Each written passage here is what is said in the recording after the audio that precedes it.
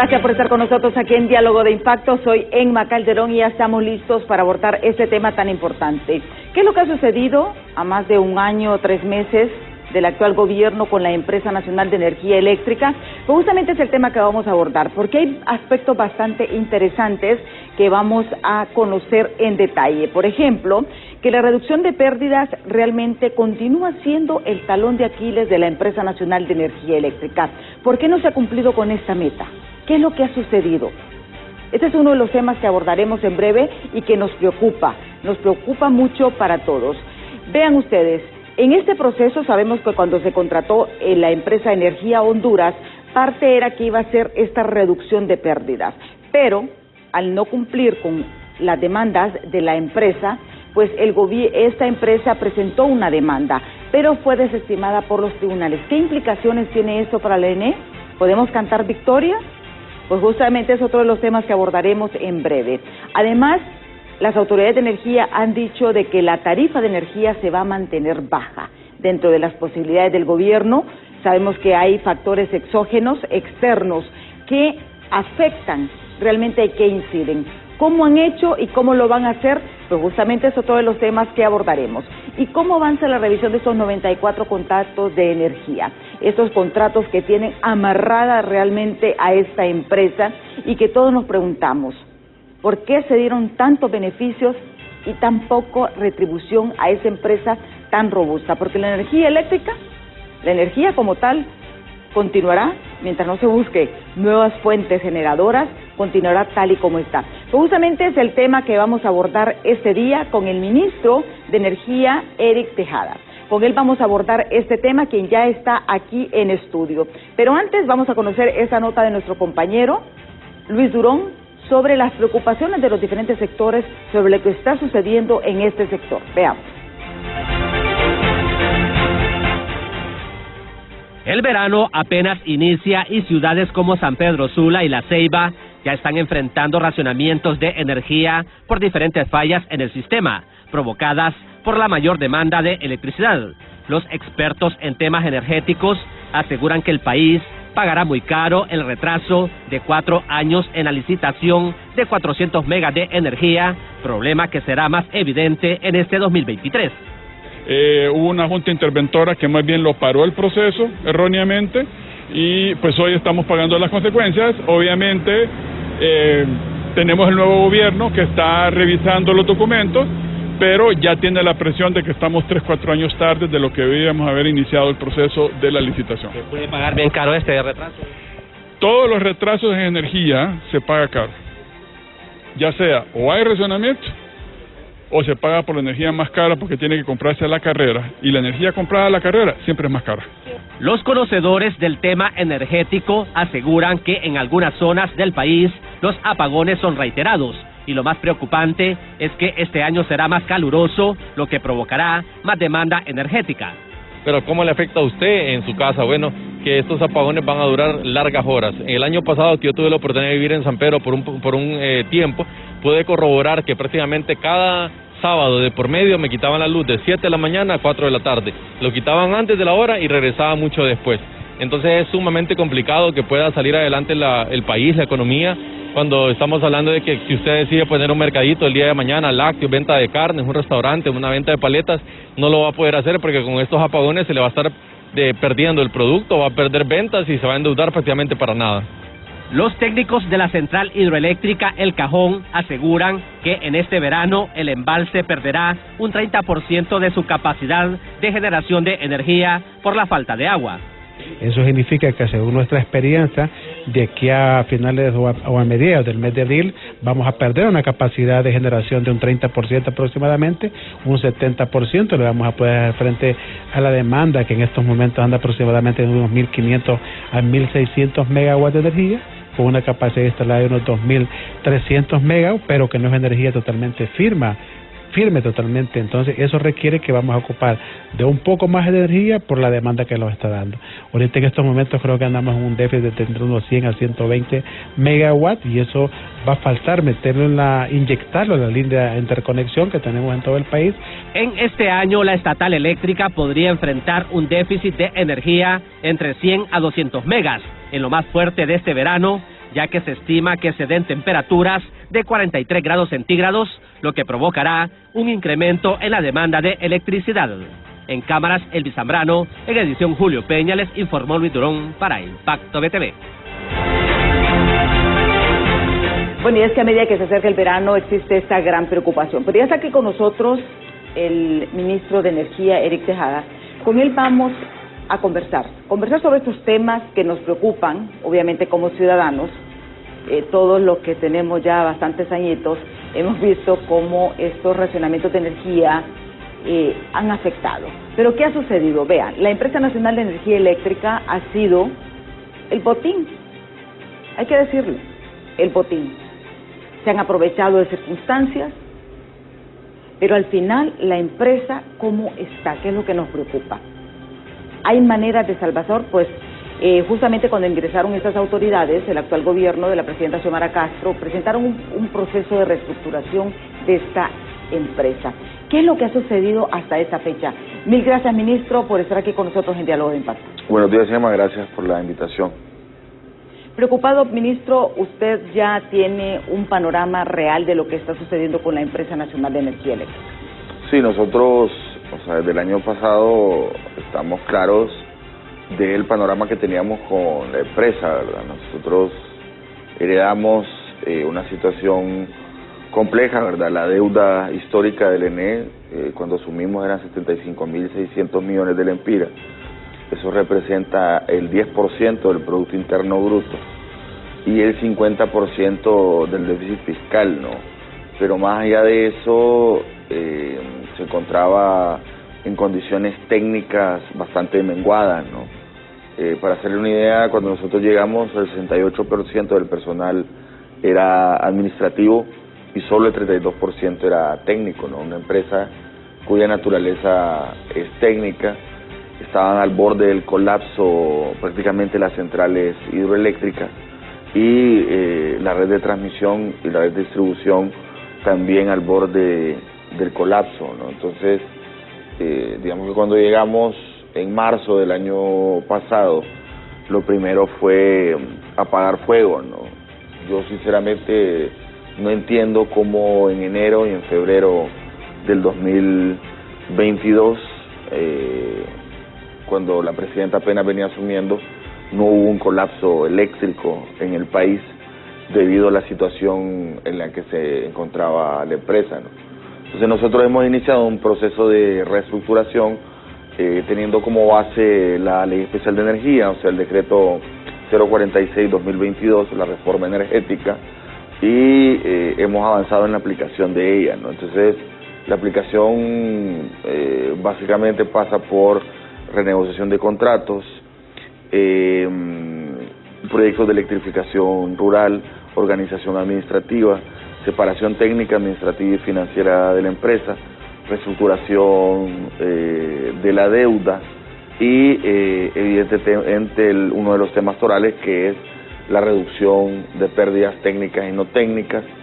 Nosotros, el programa empezó el 5 de julio del 2022 y después de una etapa de planificación y montaje de logística arrancó en Tegucigalpa y en San Pedro Sula el 25 y el 28 de noviembre del 2022, ¿no?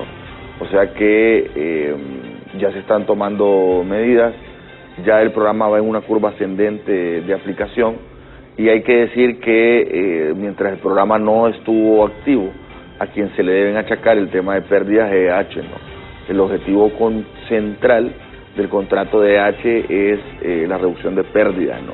De hecho, así se llama el contrato del fideicomiso, ¿no? Y aquí quiero hacer este aparte, porque cuando se contrató la empresa de Energía Honduras, obviamente se habló de que iba a manejar, sí, la parte, ciertos aspectos de la facturación, pero que tenía que hacer una inversión para reducir esas pérdidas, que al final sabemos que las pérdidas son por robo, por mala distribución.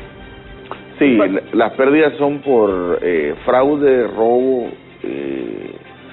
también fallas en el sistema de distribución y con servicios no suministrados, ¿no? Nosotros heredamos una mora de casi 500.000 medidores O sea, esas son solicitudes de medidores que estaba pendiente, ¿no? $500,000 prácticamente. Exactamente, entonces eso le genera pérdida también a la empresa. Ya con el programa, solo en un mes y medio prácticamente de estar en la calle, hemos instalado más de 20,000 medidores, ¿no? Y la idea es para agosto instalar más de 200,000 para paliar esa mora, ¿no? Pero la mora es de 500,000 medidores y es fuerte, ¿no? Es una mora que tiene que ver con 7 años que EH no hizo las inversiones según el plan de inversión correspondía, ¿no? Entonces, eso ha provocado no solo un desmejoramiento total, ¿no?, de la red de distribución, sino también que haya mucha gente que no esté registrada en el sistema. ¿Qué institución debió velar o qué instituciones debieron velar por el cumplimiento de este contrato? Porque es importante también verlo cuando se hace este tipo de negociaciones. Es importante porque al final, el pueblo al final es el que queda con el mal servicio. Sí, correcto. Hay un comité, recuerda que este es un fideicomiso, ¿no? Hay un comité técnico del fideicomiso quien rectora el contrato, digamos, o toma las decisiones sobre el contrato, ¿no? Entonces, en ese comité está la Secretaría de Finanzas, está el ENE, está Manitoba, que es una empresa canadiense que supervisa el contrato, y está EH y está el sindicato del ENE, ¿no? Lo que pasa es que en su momento, por ejemplo, en el gobierno anterior, el delegado de Secretaría de Finanzas ni siquiera iba al comité, y lamentablemente la junta directiva en ese momento del sindicato, debido a que tenía 8% de acciones en EH, votó absolutamente en favor de EH, entonces eso le generaba minoría al ENE, ¿no? Nosotros hemos revertido eso porque ya desde este gobierno... Prácticamente podemos decir, como decimos popularmente, se dieron vuelta.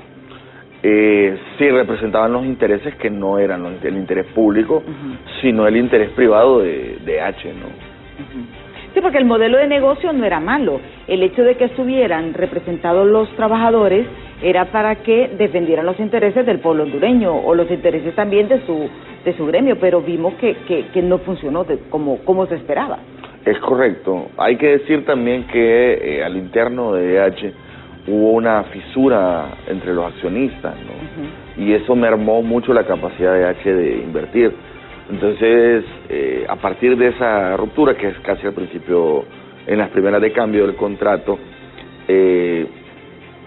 las inversiones de EH se caen, ¿no? Y el plan de inversiones no se cumple ni siquiera en un 35%, y eso ha provocado el colapso que nosotros heredamos, ¿no? Porque en el sistema eléctrico usted tiene que invertir, ¿no? Hay sectores que cuestionan la inversión en el subsector, pero si no invertimos en el sistema eléctrico, por ejemplo, nosotros tenemos 7,000 escuelas que no están electrificadas. 7,000 escuelas. 7,000 escuelas de 17,000, no estamos hablando más del 40%. Además es un tema de competitividad, ¿no? El país, para recibir más inversión extranjera, necesita tener un sistema interconectado fuerte. Entonces, lo que estamos haciendo este año, el primer año fue como ordenar el subsector, apagar fuegos, iniciar el tema de renegociación de contratos, que era importante para nosotros, para bajar costos de generación, y este año es la aplicación de todas las inversiones que históricamente nos han hecho en el subsector. Nunca, como en este año, se van a hacer inversiones en el sector eléctrico para rescatarlo, es un rescate después de lustros y décadas sin inversión. Sí. Ahora bien, hay muchas cosas que se han hecho también y que tal vez se han minimizado. Por ejemplo, ustedes dentro del proceso, lo que pasa es que veníamos saliendo de una pandemia, de una crisis, sí, ¿cómo avanza, por ejemplo, el proceso de la renegociación de los contratos de la generación de energía? Porque esto nos preocupó, y hay que decirlo, estas empresas hicieron contratos a largo plazo, sacaron su inversión, sacaron ganancias, pero nunca hubo un seguimiento ni revisión ni nada, quedaron así como comenzaron, solo modificaciones para beneficiar a las empresas, no para beneficiar a la empresa nacional de energía eléctrica. Sí, mire, el tema aquí es complejo. A mi juicio hubo abusos, ¿no? Creo que hay un punto clave de inflexión que es el 2007, la ley 70-2007, donde se establecen incentivos para la energía renovable, ¿no? Posteriormente, esos incentivos estaban buenos, porque en aquel momento había que promover tecnologías renovables, ¿no? Sí. Después la ley 138-2013, ahí se aprueban otros incentivos, una reforma de esa ley, y esos incentivos sí son más exacerbados, ¿no? Dentro de esos incentivos están los 3 centavos a tecnología fotovoltaica, esa tecnología solar, que la encarece absolutamente, ¿no? Además de eso, hay que sumarle a la hemorragia legislativa de enero del 2014, que es inconstitucional, por cierto, donde se aprueban a mansalva cientos de contratos, ¿no? O sea, fue una cosa increíble. Se aprobaron más de 23 y anduvieron pululando más de 115 contratos en esa época en el Congreso Nacional, y ahí donde vienen los excesos. Se aprueban más de 700 megas de energía renovable cara, ¿no? Con el incentivo de los 3 centavos, que la ANEEL no lo está reconociendo, se estaría pagando la energía solar casi a 17, 18, 19 centavos, ¿no? La energía eólica a 16 o 17 centavos, y eso representa un sobrecosto terrible para la nación, ¿no? Entonces, nosotros iniciamos el proceso de renegociación de contratos justamente por esto, ¿no? Entonces, hay 75 contratos que se le conoce en el ambiente como PPA. De esos 75 nosotros agarramos 32, tomamos 32 que son los más lesivos en términos de precio y de costo de generación para el país, y esos son los que entramos en proceso de renegociación, ¿no? Ya hemos firmado 18 memorandos de entendimiento el año pasado, y estamos culminando ese proceso, y estamos con las adendas de los contratos, y esperamos a mediados de abril por lo menos ir enviando ya el paquete de adendas al Congreso Nacional, lo cual representaría, si se concreta, un ahorro de 1.000 millones de lempiras al año, al menos, y más de 37.000 millones de lempiras en la vigencia de los contratos, ¿no? Sí. Esto es lo que nos preocupa, y la mayor preocupación es el hecho de que con estas renegociaciones, ministro, puede existir algún tipo de presión por parte de los generadores, pues, y sea parte, por ejemplo, reducir la generación de energía, tantas cosas que pueden ocurrir, ¿verdad? Usted sabe que hemos visto tanto en este sector eléctrico que sí nos preocupa lo que ocurrió en el Cajón, cuando se vació el Cajón y nadie dio responsabilidad de nada, recuerda, para la generación. Aquí han habido situaciones bastante malévolas, podemos decir, bastante ilegales, acciones. Obviamente entendemos que hay un negocio de por medio, porque esto es un negocio. Es un negocio bastante lucrativo, ¿no? La ENE es tan compleja justamente por la cantidad de dinero que se maneja. En realidad, lo que ocurre es una pugna entre un sector privado que quiere quedarse con todo el negocio y un sector público, por lo menos desde nuestra visión, que comprende que la energía eléctrica es un recurso estratégico, que es un tema de seguridad nacional, por lo que usted está diciendo, ¿no? Si le damos todo a los privados, y qué tal que los privados también sean dueños de un banco, y el gobierno quiere ponerle un impuesto al banco, y dice el mismo dueño del banco, que es dueño de la generadora, sabes que no puedes hacerlo porque si no te apago las máquinas y te dejo sin energía eléctrica. Entonces es un tema de seguridad nacional, ¿no? Y además el sol, el viento, los ríos son del Estado, son de todos los hondureños y las hondureñas, ¿no? No podemos entregarlos a mansalva al capital extranjero o al capital privado, ¿no? Entonces lo que nosotros planteamos, que es nuestra visión desde el subsector, es que el Estado tenga una presencia importante por la naturaleza del recurso, ¿no? Y aquí yo creo que lo más importante también de todo esto es el hecho de que no es que se satanice la inversión privada, sino que tiene que estar regulada. Correcto, es un tema de regulación. Nosotros creemos en el mérito individual, creemos en la empresa privada, el derecho que tiene la gente a emprender. Estamos totalmente de acuerdo, y nos gusta, que necesitamos inversiones. El Estado no puede hacer todas las inversiones en el subsector eléctrico. Esa es mentira. Sí. Y eso estamos claros, necesitamos inversiones, pero necesitamos inversiones con empresarios decentes que propongan fórmulas ganar, que sean equitativas. LENE es una empresa, al fin y al cabo, nosotros también queremos obtener réditos, pero no que sea la vaca de la cual vengan a extraer todo. Nosotros dentro de renegociación de contratos ya viene una inversión de 370 millones de dólares con la empresa francesa Total Eren, que es un monstruo en Europa en términos de generación de energía, ¿no? ¿Por qué hicieron una rebaja a su precio monómico que nos representa un ahorro del 38% en la vida del contrato? Sí. Porque fue una rebaja sustancial, entonces es una propuesta decente, de frente y transparente. Pues nosotros a los empresarios que vengan así, bienvenidos, ¿no? Sí. Ahora bien, la preocupación, y hemos visto una ofensiva empresarial en el sentido de advertir que vienen racionamientos. Ese tema lo vamos a abordar después de pausa, porque es un tema que nos interesa a todos. ¿Van a haber o no racionamientos? Sabemos que hay muchas preocupaciones, por ejemplo, la alcaldía de Omoa ha emitido una alerta por una crisis energética, sabemos que Olancho ha tenido problemas. ¿Qué ha pasado también con Patuca? Queremos saber lo que ha sucedido, porque cuando se ofreció Patuca, se dijo que se iba a solucionar el problema en todo el departamento de Olancho. ¿Qué es lo que ha sucedido con esto? ¿Van a haber o no racionamientos? ¿Cuáles son las opciones? ¿En qué está trabajando el gobierno en esto? Pues eso es lo que vamos a ver en breves minutos, así que no nos cambie, que ya volvemos.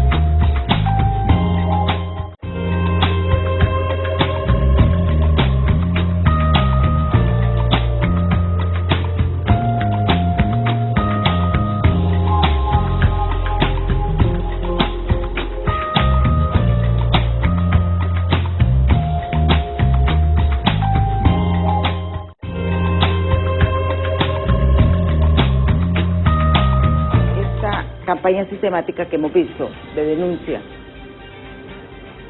Unos con fundamento, otros me imagino sin fundamento. La propia alcaldía de Omoa, por ejemplo, ha declarado crisis energética porque ya viene la temporada de Semana Santa y obviamente hay mayor consumo de energía. Lo que sucede en Olancho también. En Olancho tenemos racionamientos bastante largos. ¿Qué pasó con Patuca? Y empezamos con esto. ¿Qué sucedió con Patuca? Porque cuando se nos vendió Patuca, se dijo de que iba a solventar ese problema. Sí, ahí hay un tema. El caso de Patuca es un tema integral, ¿no? O sea, por ejemplo, Patuca tiene una capacidad instalada de 104 megas, ¿no? Cuando nosotros llegamos a la administración, estaba liberando aproximadamente entre 16 y 20 megas, ¿no? Nosotros hemos logrado subir a que esté entre 55 y 77 megas. Ahora, la demanda de Olancho anda como en 80 megas. El tema es que las líneas de transmisión no fueron cambiadas ni remozadas, ¿no? Entonces, aunque usted produzca más energía, esa energía no la puede sacar. Es como que usted tenga un gigante tanque de agua y lo quiera sacar con una manguera, ¿no? Entonces no puede. Entonces la solución de Olancho pasa por, que son las líneas de transmisión que vamos a empezar a construir este año, pasa por justamente cambiar esa línea de transmisión que está en el 69 kV a 230 algunas, ¿no? Y también hacer algunos trabajos en subestaciones. El trabajo que estamos haciendo de que opere en Isla Patuca y de esa forma poder abastecer bien al departamento, ¿no? Pero el problema principal ahí no es de generación porque está Patuca, el problema es del estado de la red de transmisión y de la red de distribución en esa zona, ¿no? Sí. ¿Cuánto tiempo tardaría eso, ministro? Mire, hay que ser honesto, una línea de transmisión no se construye de la noche a la mañana, ¿no? Hay todo un proceso que tiene que ver con las mismas servidumbres, por ejemplo, o sea, con los terrenos por donde va a pasar la línea. Es un proceso que le puede durar 1 año y medio, 2 años fácilmente, ¿no? Entonces, nosotros estamos colocando más generación ahí, pero, insisto, el tema integralmente se va a resolver con la línea de transmisión, pero hay que tener un poco de paciencia, esa es la verdad. Sí, y esto es importante. Vean, no sé si usted tuvo conocimiento de este llamado que hizo la alcaldía, la Corporación Municipal de Omoa, sí, donde están muy preocupados. ¿Qué respondería a ese llamado de Omoa? Y puntualice estos sectores, porque por ejemplo Omoa se preocupa porque es un sector turístico, sí, y necesitan ahorita. Incluso vimos que la propia alcaldía está coordinando con la ENE algunas reparaciones, estábamos revisando en su página web, pues, porque ellos están preocupados realmente. Sí, hay un tema de sobrecarga de transformadores y también está la red de distribución, ¿no? Nosotros estamos conscientes del problema y la ENE va a dar respuesta, pero hay que reconocer que sí, o sea, por ejemplo, nosotros ya estamos en proceso de comprar unos 70 transformadores a nivel nacional, ¿no? Pero lleva su proceso, ¿no? Entonces, nosotros tenemos un plan de emergencia que venimos trabajando desde noviembre para atender las demandas picos en el verano, pero hay temas que son estructurales que van a tomar un poco más de tiempo resolver, ¿no? Entonces, por ejemplo, es falso lo del racionamiento, no va a haber racionamiento como la época del 94, ¿no? Racionamiento es cuando hay déficit de generación, ¿no? Déficit de generación no va a haber, pero sí se dan las fallas que normalmente se han dado en los otros años, que tiene que ver, insisto, con el estado de la red de transmisión y de distribución, ¿no? Entonces, como usted lo mencionó, se ha montado una campaña para insertar la zozobra y el miedo en la gente. Yo llamo a la calma, ¿no? A la tranquilidad. Nosotros el déficit de generación lo tenemos cubierto. En el peor escenario, la demanda pico este año, así en el peor escenario, andaría en 1830. Nosotros tenemos una capacidad firme en el sistema interconectado de 1650 megas. Eso le genera un déficit de unos 180 megas, 200. Y nosotros vamos a incrementar nuestra compra de energía más barata en el mercado regional de 120 a 180 megas han entrado a operación otras centrales hidroeléctricas como Yaguala, como Arenal, vamos a habilitar Ceiba Térmica también, van a entrar en el mercado de oportunidad otras centrales y eso va a paliar con creces el déficit de generación. El déficit de generación no va a ser problema. El problema sigue siendo las fallas que se dan en los circuitos largos de transmisión, que a veces en las montañas y está lloviendo, son lugares recónditos y cuesta identificar la falla, ¿no? Entonces cuando se va la energía eléctrica por un periodo de tiempo largo, no tiene que ver con racionamiento, no tiene que ver con que cuesta identificar la falla porque ha sido en un circuito en plena montaña, ¿no? Sí. Y eso lo hemos visto cuando caen lluvias fuertes, obviamente se caen estos postes, hay tantos elementos y en la ciudad vemos también los accidentes de tránsito. Es correcto. Y aquí nos ha pasado. Y a veces tarda porque no, me imagino que no es fácil. No es fácil, imagínese usted lloviendo copiosamente en medio de la noche, a mitad de medianoche, sin lugares iluminados, tratar de identificar una falla en la montaña, ¿no? Entonces, a veces los equipos inclusive paran la búsqueda y reanudan en la mañana cuando ha salido el sol, ¿no? Por eso, a veces interrupciones de la energía eléctrica largas, pero no tiene que ver con razonamiento, ¿no? Esta es una campaña mediática malintencionada. Sí, y justamente en ese momento que viene el verano y de que realmente es lo que nos preocupa, ¿verdad? Imagínese usted venir en Semana Santa y ir sin luz, la gente se preocupa y recordemos, todos quedamos traumatizados de los 90 con aquellos racionamientos terribles y eso sí nos garantiza, ministro, de que no va a haber esos tipos de racionamientos. No van a haber ese tipo de racionamientos, lo que dice Kevin Rodríguez o Samuel Rodríguez, por ejemplo, también, o Samuel Ordóñez, que lo han hecho de forma irresponsable, se lo digo sinceramente. Sergio Rodríguez, ¿es? No, es Kevin Rodríguez, uno es Salomón Ordóñez, pero hay otro Samuel. Bueno, los tres, que los son contratados como analistas, yo los conozco, siento mucho respeto y aprecio por ellos, ¿verdad?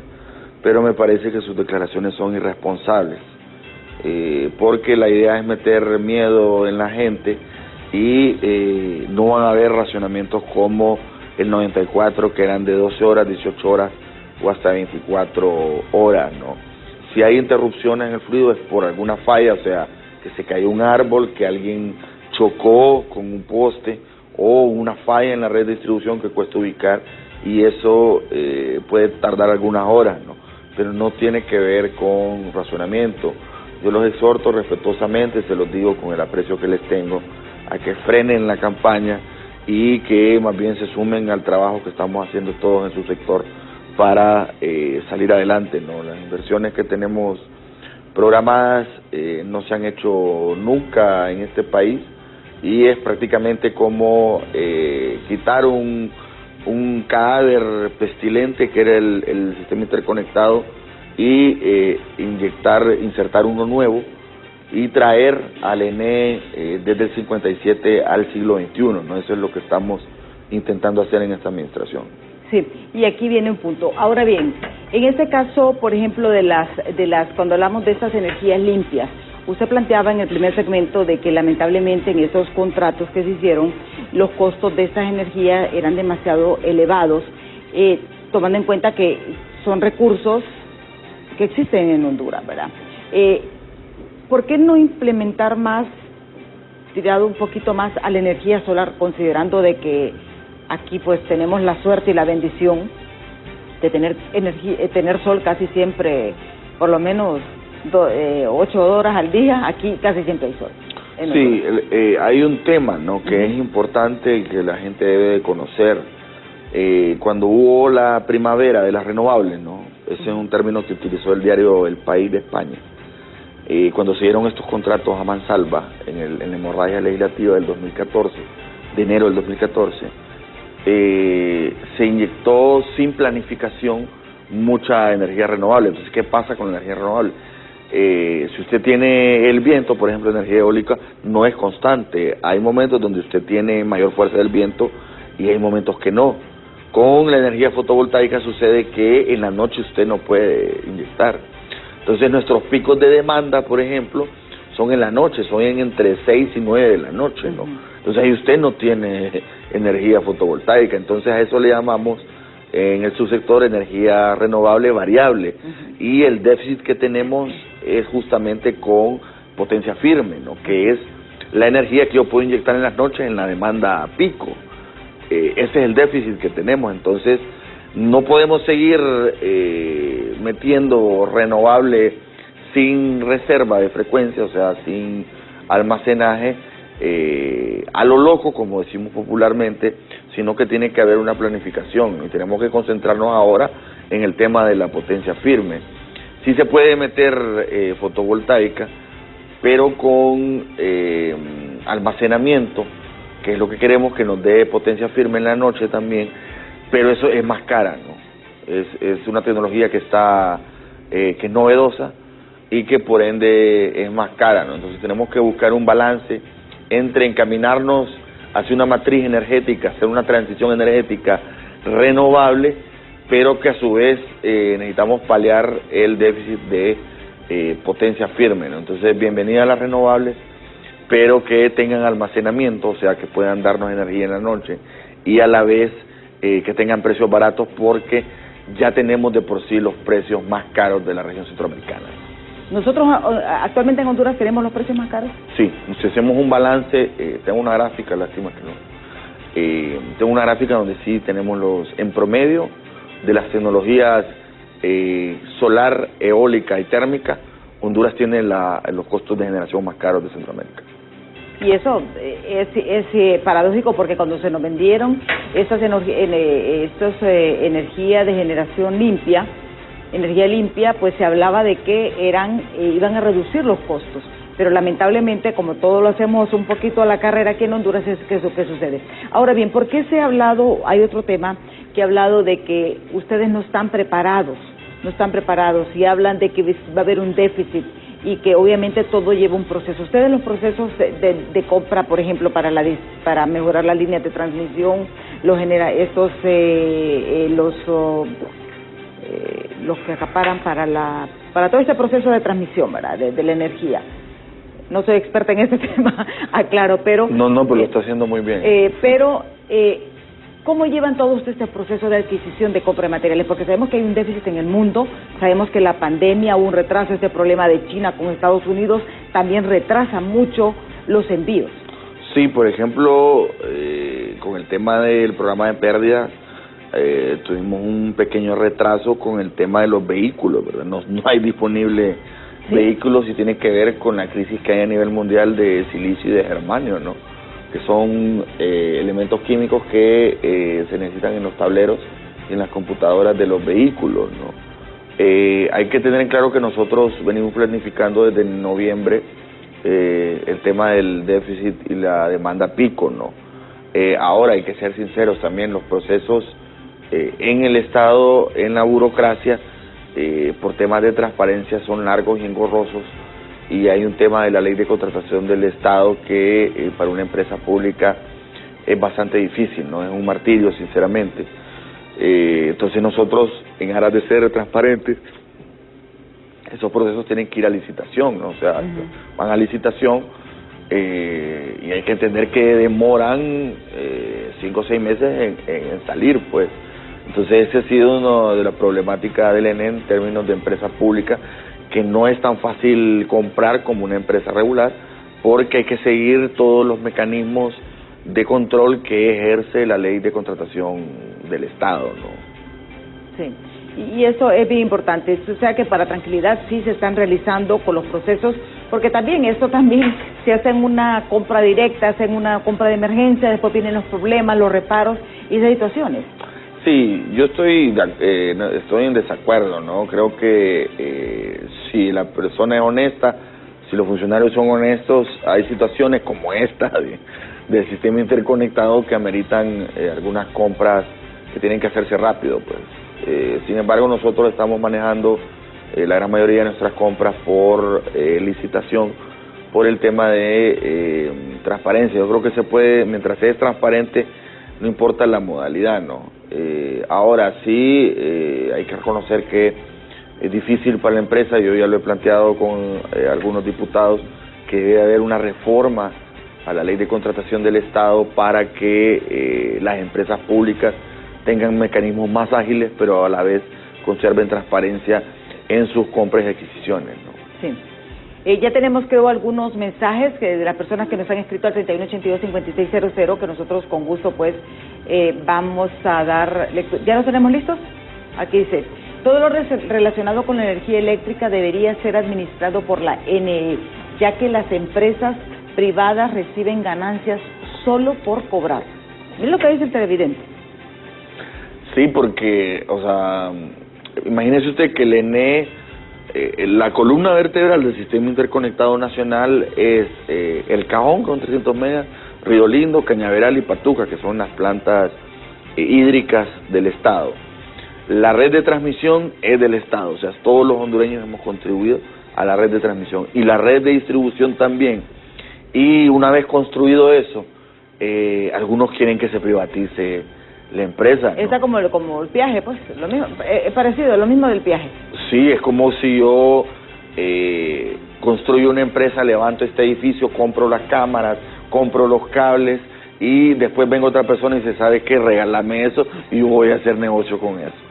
Se lo va a administrar. Sí. Entonces, estas son las cosas. Y para usufructo privado, ¿no? Exactamente. Sí, porque el problema que tenemos es que, si bien es cierto, hubo generación de energía, hubo muchas cuestiones, pero no hubo inversión en la NE. No y eso hubo es lo que inversión. estamos. Y esas son las pérdidas de la NE. Es correcto. En pocas palabras, eso es. No correcto. se reinvirtió, y cuando se introdujo, la idea también de que el sindicato participara como socio en esto era para que ellos cuidaran esos intereses, porque eran sus trabajos, pero no lo hicieron. No, lamentablemente tenemos que decir que la participación de esa junta directiva del sindicato en las 175 actas del Comité Técnico del Fideicomiso se evidencia que se plegaron a los intereses de EH, ¿no? Entonces hubo una pugna fuerte porque EH, al verse menguado en su constitución accionaria, no tenía la capacidad para invertir en la red de distribución y eso debió de haberse señalado en su momento y no estuviéramos en la situación en la que estamos. Sí. Si se hubiera señalado en su momento, se hubieran tomado las acciones correctivas en su momento, no estaríamos en la situación que heredamos, ¿no? Sí. El tiempo se nos acorta, vamos a leerlos todos los mensajes de un solo para que pues nuestro invitado pueda darle respuestas. Comencemos. Dice: ministro, la Mesa de Prevención de Conflictos Sociales desde el sector de energía, lo felicitamos, es para bienestar de la gente, muy buena iniciativa. Vamos con el otro. ¿Se puede o no recuperar la ENE con esa deuda de 75,000 millones de lempiras? Es la otra pregunta. Buenos días, quiero hacer una pregunta al invitado. ¿Qué sabe de eso que le cambian el contador a uno y después le salen que tenía conexiones raras y le terminan cobrando más? Así sí se puede recuperar la institución. ¿Cómo va con las condonaciones de deuda a empresas grandes, que son las que más afectan a que la ENE esté en números rojos y al pueblo no lo dejan ni llegar a los 15 días y ya le cortan la energía? Que devuelvan la turbina de Níspero, ya que la privatizaron de manera ilegal. Dice Eric Tejada: ¿cuándo van a cambiar los postes podridos de aquí que tanto ha pedido? Tengo 3 años de estar pidiendo a ustedes, no hacen nada, la energía no baja a los consumidores, solo les interesa el dinero. Me preguntaron cuánto consumía para cambiar esos postes, las lámparas. Preocúpense por cambiar los postes, ya están podridos. Es lo que nos dice otro televidente. Esos son los mensajes que tenemos, ministro. Sí, con el tema, por ejemplo, de los medidores, ¿no? Ajá. Ese es un tema importante. Hay un artículo que es el artículo 75 del reglamento de la Ley General de la Industria Eléctrica que hace lo que nosotros llamamos en el sector un ajuste de energía consumida pero no facturada, ¿no?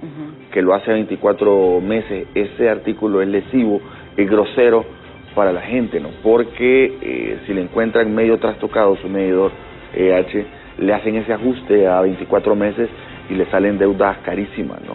A mi tía, por ejemplo, le quieren cobrar 200,000.